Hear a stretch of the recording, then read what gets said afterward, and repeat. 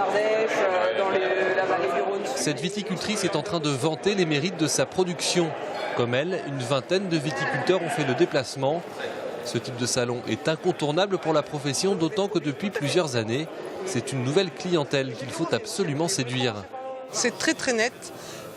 Surtout à Bordeaux, on avait des vieux clients qui vieillissaient, et on se disait mais à quand les jeunes, mais à quand les jeunes. Et là, sur les 5 dernières années, on sent très très net le retour des jeunes gens, des jeunes qui font une cave, des jeunes filles. On voit des groupes de filles qui font les salons des vins, qui s'y connaissent, qui s'intéressent. Et ça, c'est vraiment très très important pour nous. Un intérêt grandissant de la jeune génération pour le vin. Plus question aujourd'hui de privilégier la quantité, car avec ces nouveaux palais qui arrivent sur le marché, le bon vieux vin de table de nos grands-parents a du souci à se faire.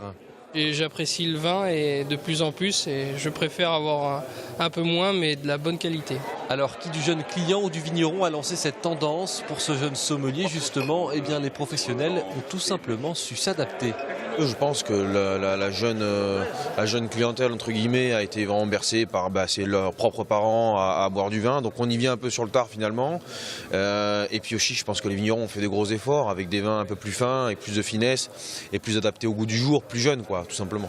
Un vin du terroir qui change, plus qualitatif, à l'image des fiefs vendéens dont l'appellation d'origine contrôlée a été reconnue en 2011.